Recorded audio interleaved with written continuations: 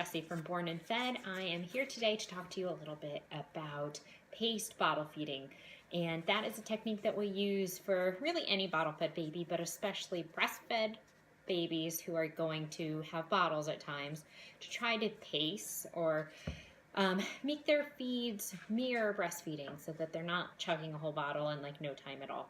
I apologize for the crappy lighting and the low dig products here, but after bedtime is like the only time that I have any quiet time because I got two small children. So here we are, 8 o'clock at night, and we're doing this. So bear with me because I got good information even if I'm a low dig production here. So here's baby, and we have our bottle.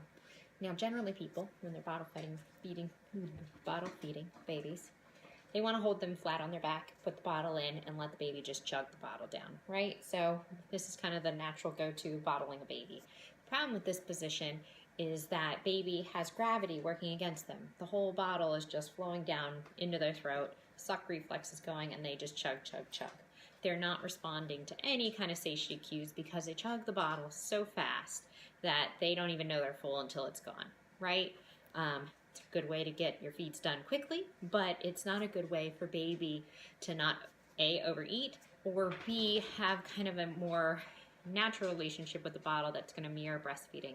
Sometimes babies who are breastfed, who get bottles, get used to liking to have it be easy and to chug a bottle fast and not have to work for my food. So we kind of try to keep baby working a little bit so that they don't start rejecting the breast. So why do we want to pace feed? One of the reasons I just told you is so that baby kind of keeps on par with breastfeeding.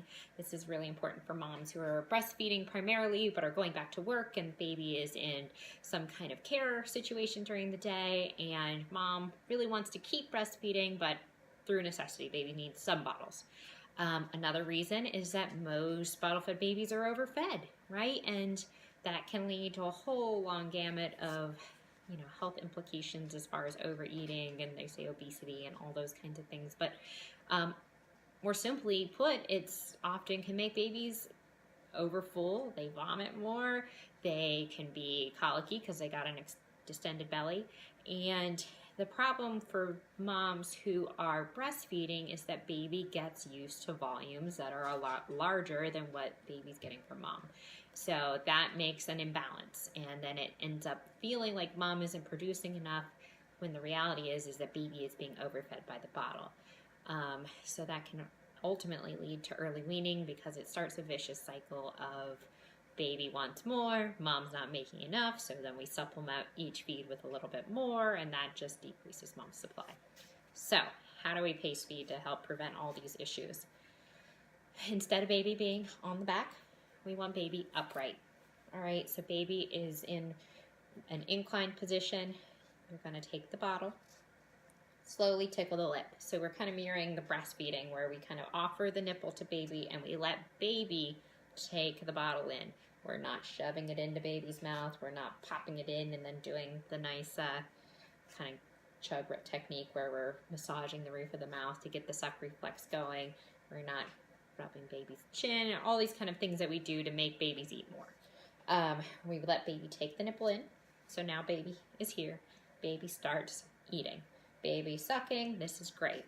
We want the bottle horizontal with baby. That way baby has to actively suck to get the milk. It's like breastfeeding. Gravity's not doing the work, baby's doing the work. Baby's dictating how much they're eating, how much they're taking in, all right? Now here's the best part about pace feeding.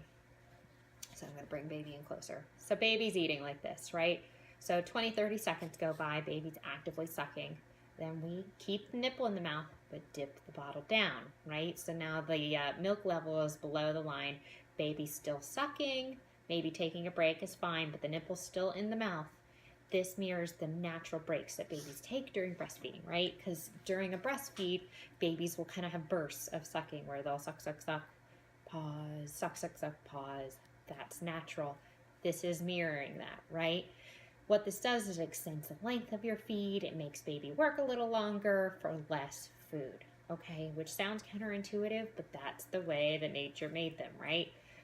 And it allows them to eat a volume that makes them feel full because we're allowing the time for all the satiety factors to catch up. So you dip, give it a couple seconds, and then back up. All right, and then we let baby actively suck again, 20, 30 seconds, dip down, and we just do this throughout the feed. A common question people have is like, okay, well, what happens when I'm at the end of my feed and, we're like this, but there's no milk in the nipple, so baby's not getting anything. Well, of course, you can kind of tip up and let baby get the last bit here. If you need to lean back a little bit just to finish it off, if baby is actively saying, I'm still hungry, go for it. Do those things. What we don't want to do is if baby's telling us we're full, we have this tendency to say, hey, there's a little bit in there. Come on, just finish it off, finish it off, finish it off. We want baby to finish the bottle. Even if it's just a little bit, we don't want to waste that liquid gold, right? Wrong. We want baby to say, I'm done. I don't need any more. I'm telling you I'm full. This is what the beauty of breastfeeding is it is totally led by baby. Bottle feeding is not usually that way, but we're trying to mirror it as much as possible by saying, okay, you're done, we're all done. Even if there's like 2 ounces left, baby says we're done, we're done. So how does baby say we're done? Baby's dropping the nipple, pushing it out of the mouth, dozing, falling asleep, all those kind of cues that are saying, I'm not actively participating anymore. The best way to kind of prevent too much waste is make smaller bottle sizes. There's a lot of research out there that says that the more we put in the bottle, more baby eats. And that just feeds into the whole, natural tendency of people to be like, oh, a little bit more. Come on, baby, finish it up.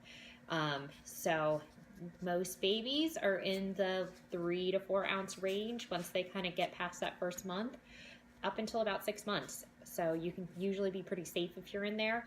Now, obviously, every baby's different. There's a little bit of flex. Some babies eat a little less. Some babies make a little bit more.